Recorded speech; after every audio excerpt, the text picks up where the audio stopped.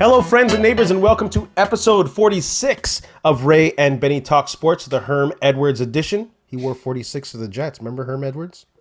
I remember Herm Edwards. More as a coach, not a player, but... You play to win the game. Why else would you play the game? You play to win the game. Yeah. Oh my goodness. Let's get going. We have 30 minutes to get all this crazy action going on from this weekend. Do us a favor, smash that subscribe button. We're trying to reach 100 likes by the end of August. So hit that like button, leave a comment. It all helps us get the word out, and we appreciate it dearly. Benny, I can't even say your name properly right now. Benny, where can they find us? We just met, so... Hello, friend. You are Benny. Where can they find us on social media, Benny, who I'm meeting for the first time ever in life? You can find us at Ray Benny Sports. We are on Twitter, Instagram, Facebook, and TikTok. Check us out. Check us out. We got some free tickets coming up in the next couple of weeks, so definitely check us out and follow. Yeah. We got some NHL and NFL talk coming on the agenda. NFL camps starting, I think, all of them by the end of next week. This week? Yeah, some have started, more tomorrow, but yeah, by this week they should be all going. I'm excited. So we're gonna get some NFL talk in there. But Fall is coming. Fall is coming. Not winter, fall. But let's start off with some CFL Power Rankings for this week after Week 7 action. We're going to go from 9 to 1. This is a weird one this week. We've not even talked about what our Power Rankings are going to be, so this is a surprise for both of us and y'all, friends and neighbors. Who do you got at number 9? This is not a surprise at number 9, right? Yeah. We got the Paul LaPolice Red Blacks at number 9. They're bad. Ugh. Man, I feel for the guy. I want to see him have success. Yeah. But he just can't get it done. You're now 0-6. I mean, you're still in the thick of the playoff battle, but absolutely. Just, I mean, if you're going to win one game, this would have had to been it against Montreal, who were reeling after that blown game against the Elks. Yeah. But I take it back. How I said the Ottawa D actually was decent. Well, yeah, and it's funny because, you know, when they're about to play BC, they called Buck Pearson that offensive vanilla. And yes, Ottawa put up 33 points this week. But still, there were times where that offense is vanilla. And I don't know what Paul LaPolice is doing there. I don't know what he's scared of doing. But it seems that they're very predictable, especially when they're on the other side of the field, on where they should be attacking more. It's very odd to me, and that's not a good sign. But Evans did look good. Yeah, Caleb Evans is actually he's looked all right in those games. Yeah. You know, and then Darvin Adams and Acklin, also even William Powell, they all had wicked games, and they all put up some great numbers in that. But again, the D gave up a lot to Harris and the Montreal offense, settling for way too many field goal attempts. Exactly. Ottawa is, and like you say, they're not getting it done when they need to. Lewis Ward is obviously amazing, but you got to be punching those touchdowns in, man. How much does that suck for Ottawa to see Trevor Harris put up 2 touchdowns and Davis run in 3? That's 5 TDs by 2 quarterbacks that they had on their roster. Just saying. And they're headed to Toronto next week. So, yeah, exactly. It's not looking good. Let's move to. So what you're saying is they're probably still going to be number 9 next week as well. Yeah, but still in striking position of first place in the East. What a bad East. A combined 6 wins the East has. 2 of them against Saskatchewan. 2, 3. Montreal and Toronto twice. Oh, yes, that's right, Montreal.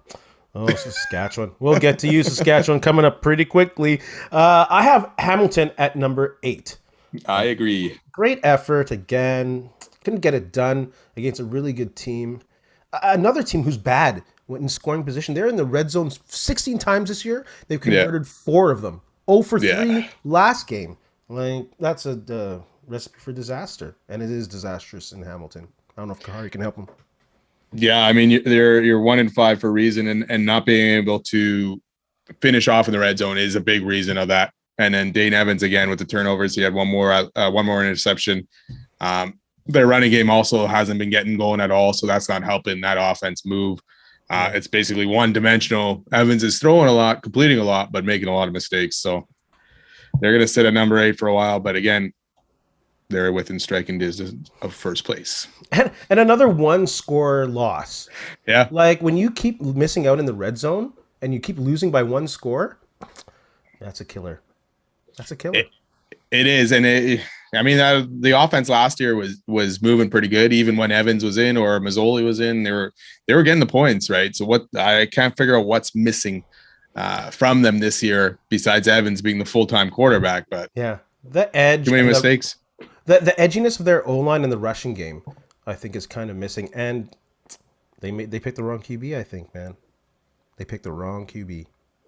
Could be with the amount of mistakes Evans has done this year, for sure, man. Like, and they're still dropping passes. Those receivers, they're still not being tight on those. So, just mistakes, little mistakes that could be tightened up, but who knows if it will be tightened up. Yeah, I mean, they got Montreal next week, so it'll be an interesting game there in Hamilton. So, and Simone Lawrence is coming back.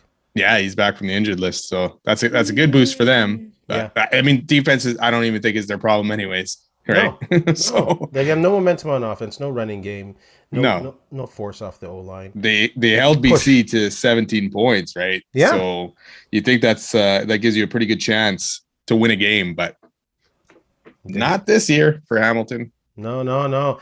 Speaking of Montreal, let's give it up for your boy Machosha for getting his first win. Trevor Harris will actually look good. About Trevor Harris, 80% passing, over 330 yards, a couple touchdowns, and that running back, Just Run. His name is Just Run. Run! Just run, buddy. 7 carries for 79 yards, and a big one through the middle of the field. So they look good. Not saying that they're world beaters, but they look good. But they've also allowed 65 points in the last 2 games. So. Yeah, I mean, the offense was obviously humming against Ottawa's D. And you had, I haven't even heard of this guy before, but Hergy Mayala, who had 5 catches for 102 yards, a TD. Reggie White Jr. also just under 100 yards at 99. So that offense was definitely going. Harris looked pretty good. Ottawa's D obviously let me down. Freaking terrible. Yeah. And they had all facets of that offense was rolling, like you said, with the run game and the receivers and Harris. Defense still probably a work in progress. I didn't get a chance to end up looking to see how they did penalty wise. I'm assuming they cleaned that up a little bit. Couldn't have been worse than 193. So big win for them. We'll see if they can do it. The thing is, if they beat Hamilton next week, they got a 2-game lead on Hamilton, who's in 3rd, right? Yeah. If Toronto beats Ottawa, that's now 4 wins for Toronto. And so those 2 teams, Hamilton and Ottawa, they're going to start to struggle a little bit more and have that chance to make the playoffs are going to fade even quicker because chances are the crossover's coming from the West, right? So. Oh, yeah. And Toronto has a couple games in hand. Yeah, true. CFL schedule makers. At number 6, I got the Elks. The defense actually looks sharp against the Bombers. When you can hold a team to 7 completions, 2 picks, you probably should win a game. You should win the game, but they didn't. But you're the Elks, so Yeah, but that's the thing. When your D is doing that, you also got the Bomber D, who's also causing havoc on the other side. Dominant. And stopping that Elks offense from doing anything, right? Your boy, Drawn Carter, interception, though. Yeah. He also got burned. Fool trying to tackle up top Dalton Schoen on that huge touchdown. Yeah. Oh, boy. It's an experiment. He's definitely no Brandon Alexander. No. That Taylor Cornelius, I don't know what is about him and playing Winnipeg, but he always seems to have a good game passing, and they always can't seem to contain him when he's running either. He's solid. He's a solid, athletic, big quarterback. I don't know if he has a future, but he's a more athletic version of 3 last names. Yes. McLeod Bethel Thompson. And if I were Edmonton, I would stick with the guy for the rest of the season. No matter what. I know you got Trey Ford there, but at least see Cornelius. Let Ford learn the game a little bit more. But Cornelius looks like he may have a shot, right? Yeah. But again, Edmonton gave up what was there, 5 sacks? Yeah. So a couple interceptions. You can't end up doing that and hope to win a game. Kenny Lawler had a good one. 90-something yards? 98, yeah. That away. They still haven't won at home since October 12, 2019. No. They've scored 1 TD this year at home. I should laugh. That's bad. But that's really Bombers bad. have been there. What's up with that? Thank goodness they have a bye coming up. Rejig, get healthy. I don't know how much that'll help, but no. Enjoy the bye, Elks fans. Enjoy the bye. Yes. Who do you got at 5? Speaking of unhealthy, I got Saskatchewan at number 5. For sure. Poor Saskatchewan. Poor Saskatchewan. Poor Jake. How did he pronounce this? Dogal? Is that Dolegal? Dolegal? Yeah, he got the start for Fajardo there. Dolegal. Unfortunately, 131 yards is not going to cut it in the CFL. So no, rough start for him. I mean, Saskatchewan. I don't even know how this game was close. Yeah, way to stick in there. Yeah, when I was looking through all these stats, and then I'm like, this should have been a blowout, and if that Charleston Hughes TD wasn't overturned, on that fumble return, who knows? That's a 10-point lead at that point, right? But also, Mario Alford, what are you doing on that kickoff? What are you doing? Just go down. Why are you running backwards and you fumble it and Toronto gets a touchdown? Game over. Why would you do that? Why would you do that? Oh my goodness. Yeah, he looked like a bit of a hero going on with that. He scored the touchdown right before half, right, on the missed field goal. It gave them life on Mosaic Field. Exactly. So, and then unfortunately he couldn't get it done. But a lot of missing players for Saskatchewan in this one. Yeah. But yeah, it wasn't pretty for them. Speaking of stupid, like Dinwiddie, what are you doing? Like BD's having a horrible year. Like this guy's kicking below 80%, and they put him out for a 61-yard field goal to finish the half. Like, come on, bro. Just take the lead you had, and go into half. Settle it down. Don't give him any energy, and look what happens. So that's the problem with me with Dinwiddie. He still makes, maybe still new to the coaching game, but he's still making dumb mistakes that are costing Toronto games or could have cost Toronto games. Luckily, this didn't end up costing him at all. But I mean, if you had Fajardo in there, this probably does cost him the game, right? You had the option with a backup quarterback you were playing, and it helped him stay in this game and have a chance to take it away at the end. So, but Dinwiddie's got to be smarter with those, man. Yeah, well, let's keep talking about Toronto. I have them at number 4, and they were lucky to come out with the win. 3 last names. He loves the second half, eh? Oh, yeah. He loves the second half, that guy. Every time I'm like, okay, Chad Kelly, you got the job coming up. And this guy picks up his game and he goes crazy in the second half. So he loves it. He loves the pressure. Yeah, it's like he makes his own adjustments and he's good to go. He flourishes when they're behind. So good for them. Good for them. And, of course, good for Andrew Harris with a huge game. 26 for 143. It doesn't hurt when your running back has 26 carries and 143 yards. Man, that guy, Saskatchewan's probably waiting for that guy to get out of here altogether, man. He's run all over them for the last few years. Well, he loves playing them. Yeah. He loves playing them. So I have Toronto at 4. I do expect them to beat the Red Blacks next week. Yeah. They're the cream of the crop, cream of the whatever in the East. Cream of the crop, did you say? In the East? Might as well be the East. Yeah. Good call, bro. Who do you got it for? Yeah, still Toronto. Number 4 here. Looks like we're running down the same list almost here. I think so. It's pretty tight. Yeah. And again, 3-2-1. Nothing changed for me from last week. No. BC escaped at home with a win. Like Rourke looks a little less than he has been the first couple of weeks when he has an MOP pace. Yeah. Why he wasn't running the ball more on design running plays, I have no idea. But that's not my problem. I have Stamps at 2 who are looking hungry to beat the Bombers after the bye, and I have the Bombers at remaining at 1 despite a lackluster performance. So that's my 3-2-1 to finish it off.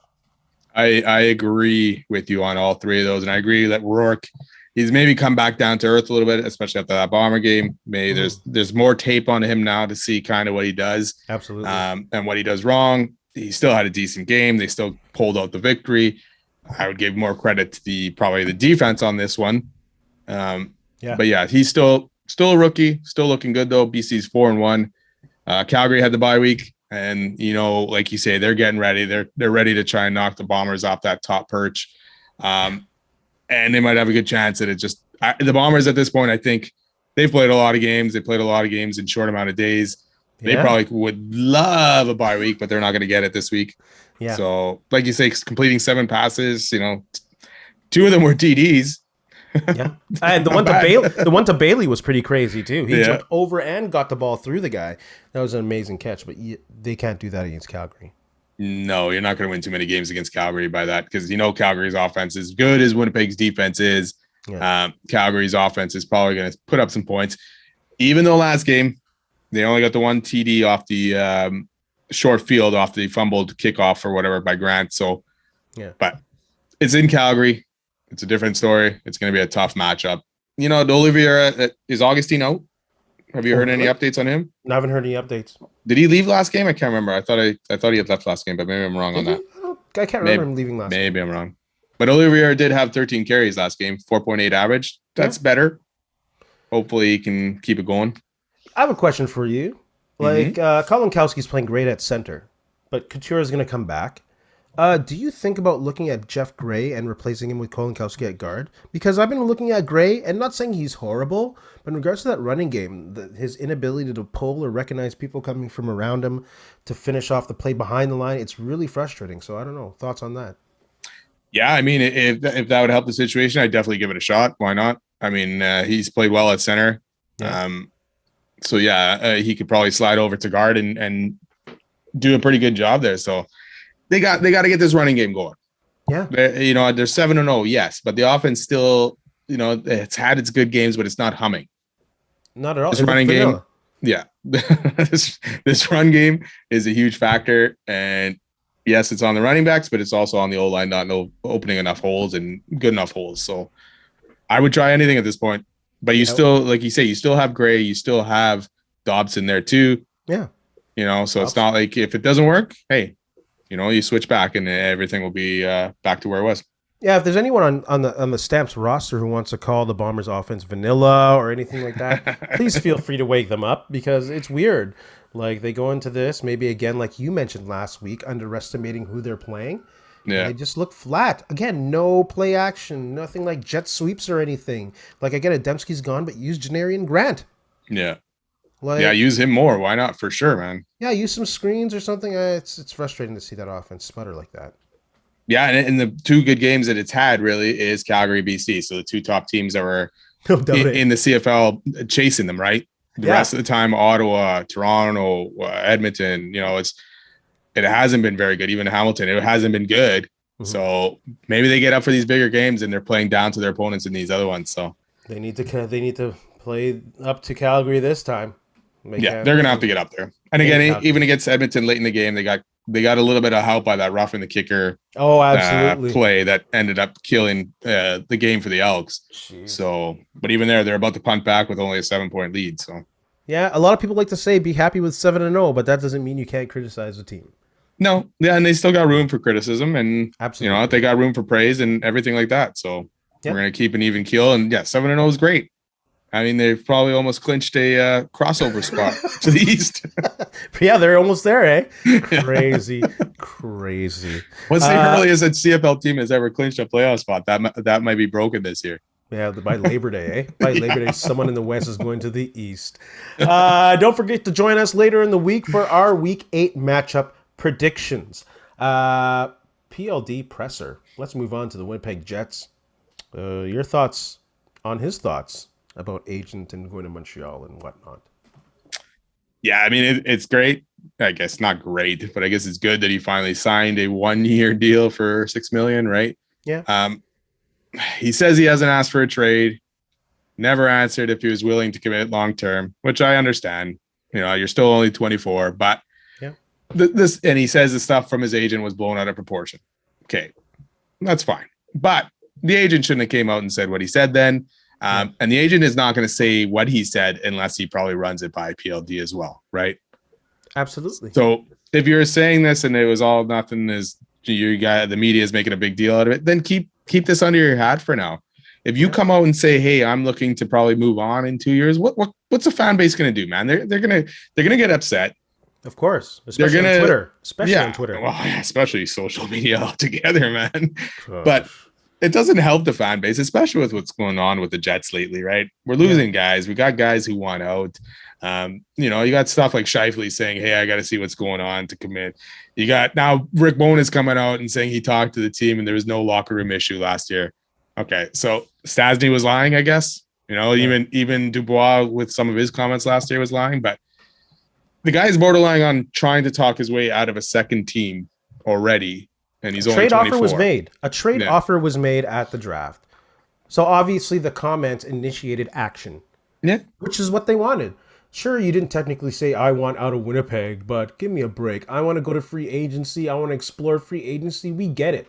Yeah. We're not dumb. People aren't dumb. That means that you're not committed to being here beyond what you have to. Yeah, exactly. So obviously that's going to make management be like, well, we better try and do something before we're screwed out of getting no assets for this guy. So, and this guy, again, like I said last week, he has a history of just quitting on his team. I'm not looking forward to that. No, and that's the biggest problem because if he hadn't done this before in Columbus and they just traded him for whatever reason, I mean, we all remember that shift where he basically quit, right, in that game. So, it's a tough situation. Everyone blamed Tortorella, but hey, maybe it's Dubois. But I get it. Long-term contract, it's a major decision. For the most part, though, most players, if you're getting the money, they don't have a hard time saying yes to it. So it'll be interesting to see, and hopefully they can have a good season this year with Dubois and Scheifele still as 1-2. But I'm not expecting much, and if they can get a great deal for Dubois, just do it. Yeah, it looks like they're depending on Rick Bowness to be able to change the culture and make this team play better defensively, and hopefully we're going in with the same roster, or hopefully they think they're going in with the same roster and going to do better. That seems to be the situation. Yeah, I mean, their signings in free agency do not get any excitement going. Sitting on his hands again. A bunch of AHL players. I don't get it. There's not money. There's no space.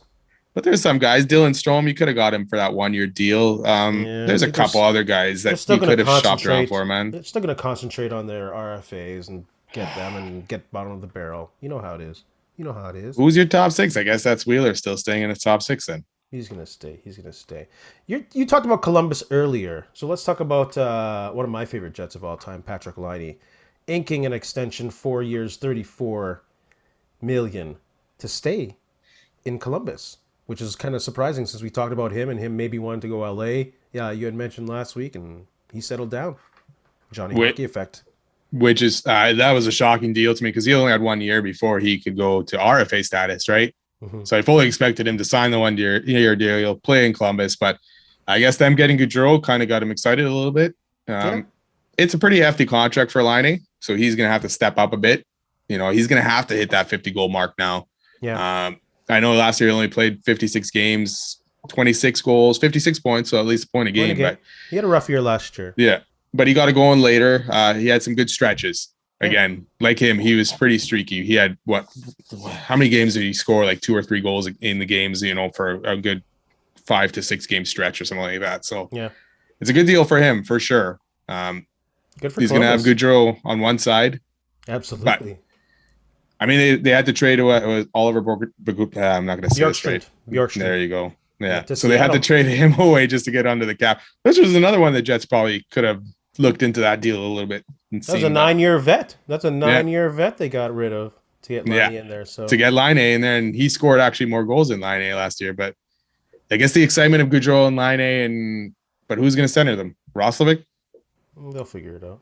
Yeah, we'll see. Good deal for Laine though, and that's the thing.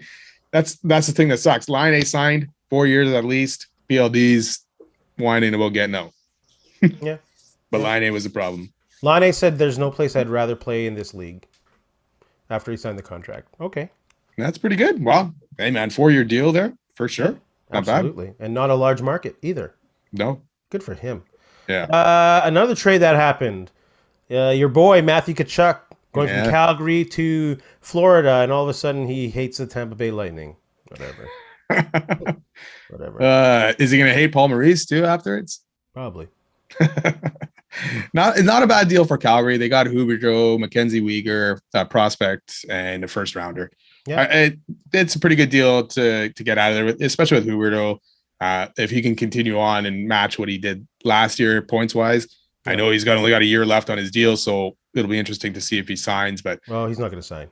I figured if they're going to make this trade, they were going to almost tear it down and go for that lottery pick and try to get Bedard. But I mean, they brought in some guys that can actually still help him win games. Yeah, I think it's whatever trade. It happened. He wanted another market. Calgary's didn't hurt too much for losing him, and Florida got a good player. Yeah, and he got his long-term contract. So, yeah, which is it's in signing bonus. So I think he skips out on the lot of taxes playing because you'll get it all up front with Florida, no taxes, right? No tax. Instead of having to play in each city and pay their city taxes or whatever. So pretty good deal for him. Good but for him. Calgary did well. They got a good return. Let's talk about Hockey Canada. And now this 2003 situation in Halifax, coincidentally this year's, or 2023? Yeah. Tournament's going to be in Halifax region. I don't know, bro. What do you got to say about this joke of an organization? Yeah, at this point, it's like, okay, what else is out there, and how long is it going to take for other things to come out? Because obviously, this is a reoccurring theme with these players and Hockey Canada trying to sweep each and every one of these under the rug.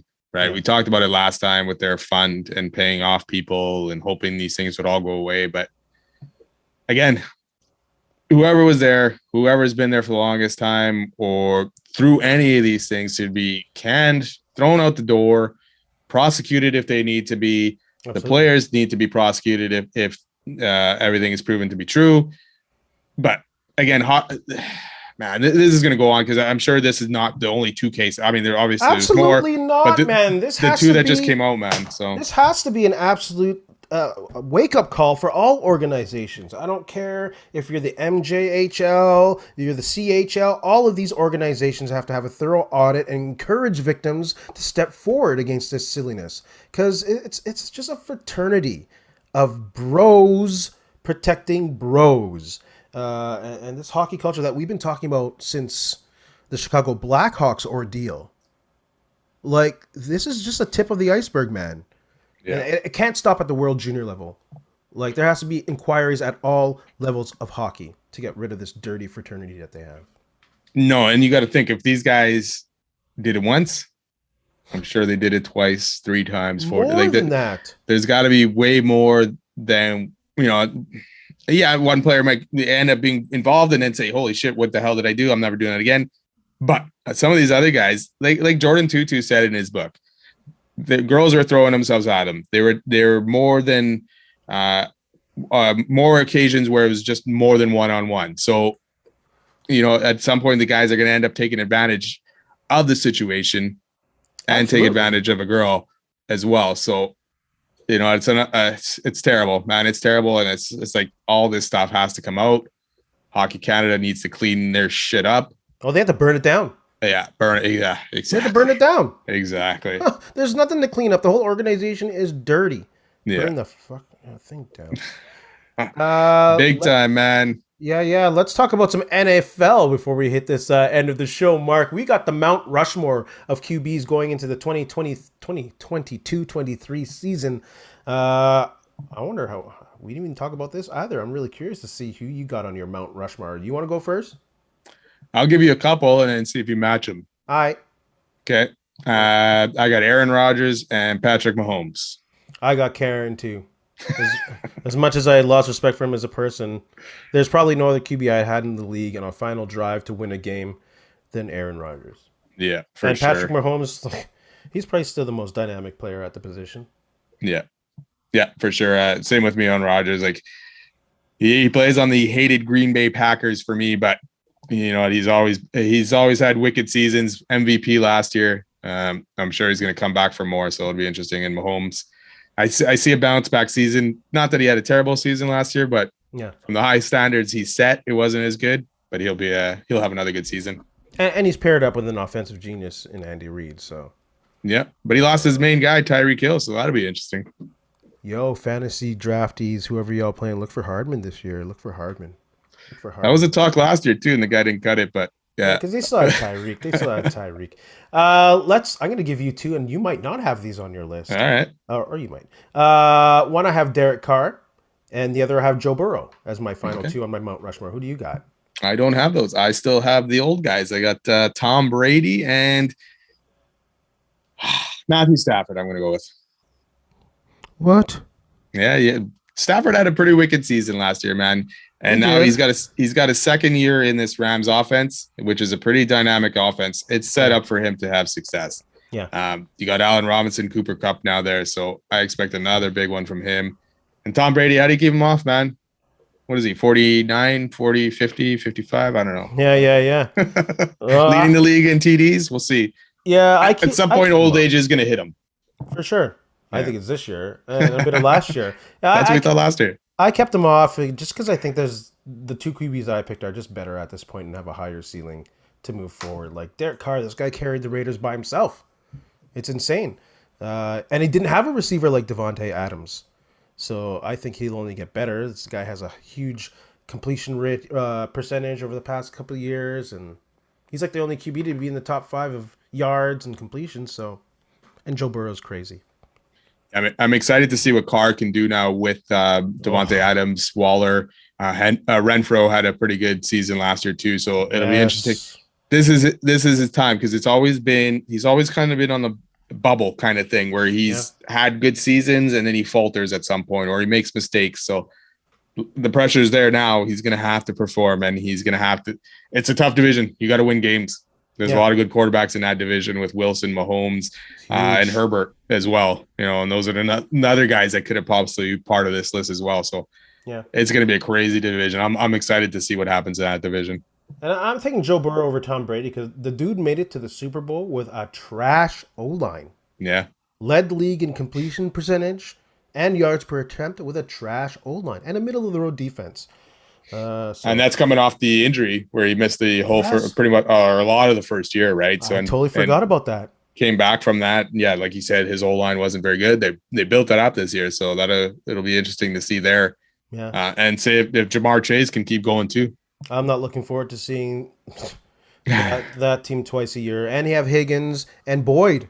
Those 3 receivers, that's crazy. Yeah, it's a good offense and mixing a running back. Steelers were so screwed. What, Trubinsky's not going to be it? Well, he's going to be it for now until Pickett's ready to go. They'll be competitive. Like, I have no problem with Trubisky at $10 million, believe you me. You got any shout-outs to shout out? I'm going to shout out... Horrible.